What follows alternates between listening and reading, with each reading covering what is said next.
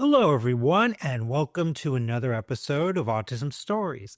I'm your host, Doug Bletcher, the founder of Autism Personal Coach. Autistic people are the true experts of the autistic experience, and Autism Stories is where we interview autistic people to learn from their stories, diverse experiences, and get their insights. If you would like to be notified about each week's episode of Autism Stories, we suggest you subscribe on your favorite podcast listening platform. On today's episode of Autism Stories, Amy Scurria joins us to discuss being an opera singer and how music has helped her to communicate and develop community. We hope you enjoy today's conversation. Amy, thanks so much for joining me here on Autism Stories. Thank you so much for having me. It's an honor. I'd like to start off, like I do with many of these conversations, about learning about your story. Where would you say your story in the autistic community begins? I'm sort of gathering that my story is not particularly unique because I think mine started during the pandemic. And I think the pandemic, as awful as that was for the world, it also afforded us time and space to reflect. And for me personally, it created a quiet that I wasn't readily admitting to many people, but was the most relief I had ever felt in my life. You know, so much so that it sort of caught me off guard, and I was wondering why I was enjoying this quiet so much. And it was in researching, in fact, so I also identify as gender fluid. And so I was researching gender fluidity or gender queerness and came upon an article that there is quite a large crossover between the non-binary community and the autistic community.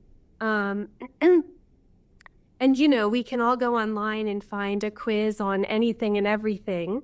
And so I thought, I think I'll find a quiz on being autistic and see if I have any traits, and found the tests available through Embrace Autism and just sort of went down this rabbit hole of taking test after test after test and scoring quite high that led me to pursuing a formal diagnosis, which can be quite difficult as an adult to find a diagnosis. And I know we know this in the community, but we often will accept, self-diagnosis because it's not always accessible and it's not always affordable. And so I was able to, I live in a large enough area that I was able to reach out to an autistic woman that I knew who's sort of an advocate in the community and ask her for a referral. And I was able to find a very, very experienced and knowledgeable practitioner who was able to diagnose me. And then began the whole wonderful and confusing and grief-filled process of understanding myself and understanding, why and how I felt so connected to other autistic people, and just being able to become part of my community has been such a gift. Now, you are a multi-award winning composer, but like many of us as autistic people, words are sometimes difficult. I have many appointments today, so as the day goes along, I don't know how that's going to work out for me in terms of words coming out of my mouth and making sense. But music has provided you a space for unhindered expression. So has creating works that in many cases there are no words attached to them led to you in any ways to improve your communication with others? Absolutely. And I don't know about you. I don't know if this is true for all of us across the board, but I oftentimes find that writing things sometimes. So if I am having difficulty communicating with someone, I'll ask them if we could text. Even with my partner, sometimes I'll do that. If I'm emotions are rising, I'll sort of say, can we text? So that I can get the words out a little more easily. But yeah, I think that music, There's been a lot of studies that show that music organizes the brain. And I've been thinking a lot in terms of what that means for the autistic brain. And I think because we have so many more neural connections, and I would assume, I'm not a neuroscientist, but I would assume I've been thinking that means we have more neural connections, and we just have many more ways of processing the information around us, which is both wonderful and difficult because we bring in so much that can cause the overwhelm, but it can also afford us a tremendous understanding of the world, I think. And music is, as far as I know, one of the only practices that engages every part of the brain. It also allows the brain to simultaneously fire every part of the brain while also processing emotion. And I think for us, speaking can become tiresome and difficult, and particularly, and I found this growing up, speaking about our emotions can be quite difficult because making sense of them inside of ourselves is difficult enough, and then trying to convey that verbally sometimes feels impossible. And so, as a young girl, I found this proclivity towards playing the piano, and it was just a place where I could go to unhindered and release emotions, and where words didn't have to be involved. There's a quote that I'm probably going to misquote, but it's something like, "Where words leave off, music begins." And I always loved that quote because I felt that where I couldn't sit down and have conversations with people, even at gatherings or such, I could sit at an instrument and communicate. Yeah, and also, my parents played music in our house every single day, and I think they were unwittingly helping their autistic child without realizing.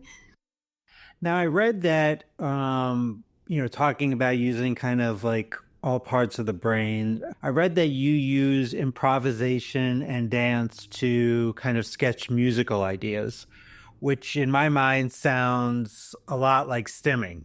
So this makes me think, how impactful is music, dance, and just kind of the arts in general as a way to kind of regulate yourself and your brain on a daily basis? I think amongst, I'll say AFABs, female at birth or women, girls, I think many of us tend to be drawn to the arts.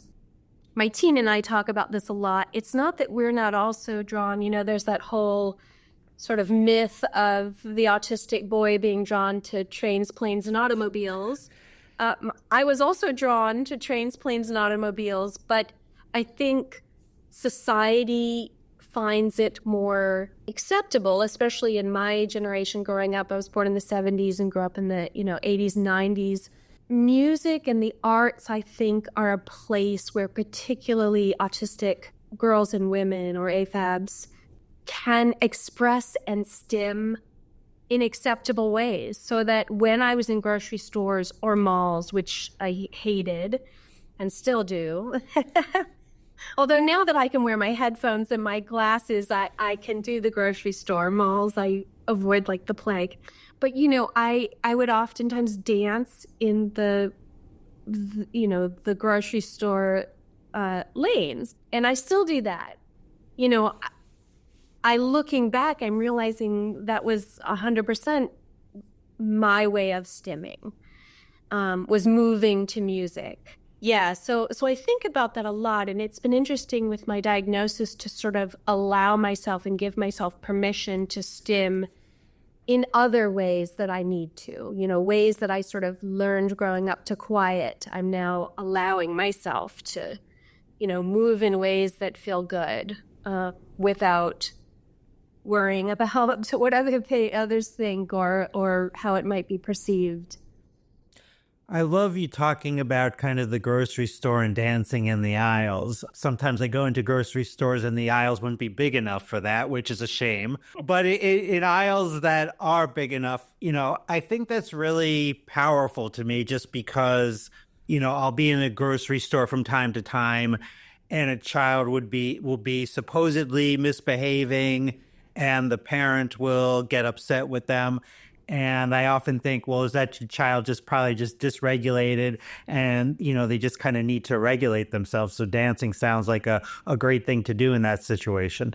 I love that. And I love that you say supposedly misbehaving, because I think, particularly when it comes to children, and if there's an undiagnosed child, I think this idea that, children need to move. And I think, unfortunately, we've set up systems that don't always allow that. And so, I think giving more allowance and grace to children, and adults, I think, you made me think, I wonder if, grocery stores could put a little dance floor in the end of the aisle. That would be fun. They're big spaces. I'm sure they can reorganize it in a way for a dance floor. We'd all be more eager to go to the grocery store. So, from what I understand, you have a love that many autistic people do, and that is puzzles. Do you see much of a connection between being a composer and a love of puzzles? Absolutely. And oh my gosh, I geek out over puzzles, and I loved math growing up and took calculus twice. I took it once in high school and then once in college just for fun. And I remember talking with the professor after class and sort of asking so many questions that we sort of ended up going into more theoretical math.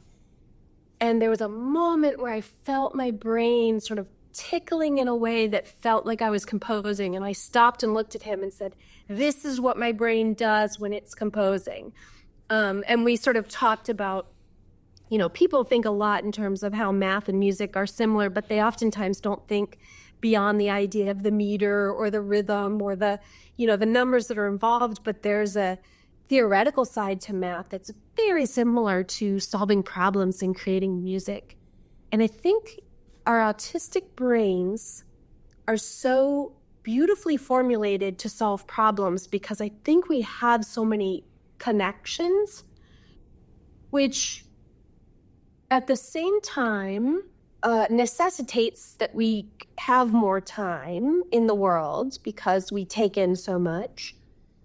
But then when we can focus our brains on a puzzle, it's just so yummy for so many of us because it allows us to engage the many parts of our brains and sort of look at the puzzle from many different angles and consider things. And I don't know about you, but it just feels like this yummy, delicious clicking of goodness in the brain.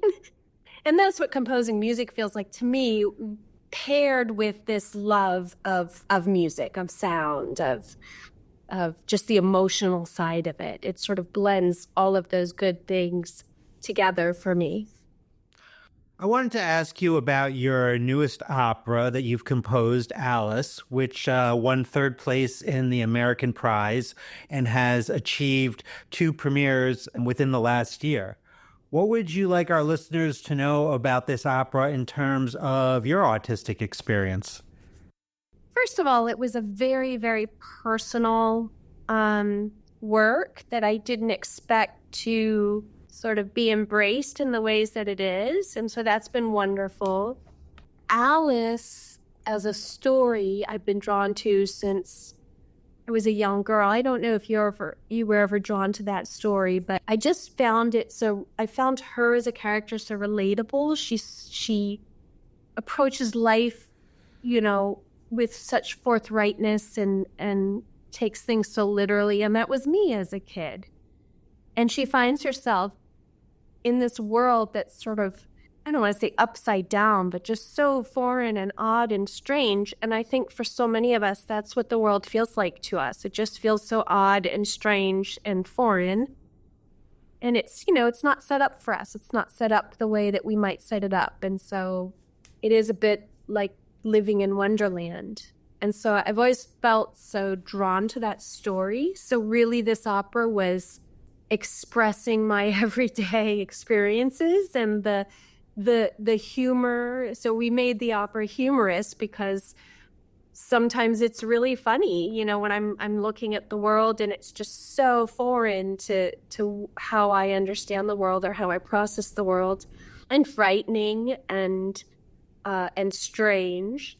And so that's sort of personally what I poured into this opera. I co-wrote the opera with my partner Zane, who wrote the words, and it was very important to both of us that we both capture my experience as an autistic now adult, and sort of looking back at my autistic childhood, but also to create an opera. And I think this is why people are drawn to it, that embraces this idea that no matter who we are, no matter how other we might feel, no matter how strange or different or sort of out of the loop, I don't know if that's a good term, but out of the mainstream, whatever that means, we might feel that who we are, exactly who we are, is enough. And so that's sort of a primary theme that we put throughout the opera, is this, and Lewis Carroll built that into a story that it's about her self-discovery. And so we really chose to shine a light on that in our opera. And the opera ends with her recognizing that, all these people are asking her, who are you? Who are you? Who are you? She doesn't always know. And, that was very much, and I think for a lot of late diagnosed women, that's our experience. We don't understand ourselves. We don't understand why we're so different. We don't understand why we're there's just so much that not having a diagnosis sort of leaves us in this very confusing place. And at the end of it, everyone's saying, who are you? Who are you? And she finally doesn't necessarily answer the question. She just says, I am Alice and I am enough. And so, so that's, there's sort of a twofold goal, if you will, in the opera, that there's my personal expression, and then there's that sort of shaping that around something that anyone can relate to, whether they're autistic or not. In preparing to interview you, I learned that you're interested in creating works with strong female leads, as well as breaking gender norms. Where do you think we are now in terms of those works being prevalent in operas? Yeah, this is such an exciting time in opera. I feel lucky to, I've been writing opera for almost 20 years now. Is that right? No, I don't know, 15. I've been writing opera for a while. And we're sort of experiencing this explosion of other voices. So it is changing, and there's, a real focus now on newer operas, which is great because it allows space for other voices. There's a book by Dr. Catherine Clément, a French philosopher, she wrote a book called Opera, or the Undoing of Women. And she fell in love with opera and then found that all of these operas that she loved, all of the female characters were either murdered or went insane, or they were raped, or they befell some kind of, tragic ending. And I really, that really resonated with me as well. And that's when I sort of thought, as a composer, I can kind of commit to trying to create female leads who are thriving, and not just surviving, but thriving. And so I think, it's sometimes discouraging to me when I still see new operas that are engaging in violence against women, because I think it's a tired paradigm. I think it's a tired trope. And I think we've had enough of that. On the other hand, there are some incredible operas being created that are other voices. I'm realizing now that I probably should have come up with a list for people to explore if they're interested, but I'm thinking in particular Fire in My Bones, which was done at the Met. There's so many voices that are exploding in the opera world, so it's quite exciting. And then lastly, how can our listeners learn about you beyond this interview? Yeah, thank you. So they can go to my website at www.amyscurria.com. And if they're interested in learning more about Alice, amyscurria.com/Alice, or there's a menu there as well. Well, Amy, thanks so much for taking time to talk with me today. Thank you so much for having me on. It's really been a pleasure to meet you and have this interview. Thanks so much to Amy for the conversation. To learn more about Amy, please check out the link in the podcast description for this episode. We always love hearing from you and would especially love to hear from you relating to this episode regarding what are some of your favorite stories that you feel best represent your experience. Did you know Autism Personal Coach provides neurodiversity affirming support by autistics for autistics? We empower autistic adults and teens to lead self-directed, purpose-driven lives through our customized life coaching and community groups. So please join us today to experience judgment-free coaching rooted in empathy, expertise, and respect for autistic identity. Until next time, I'm Doug Bletcher of Autism Personal Coach. Talk to you then.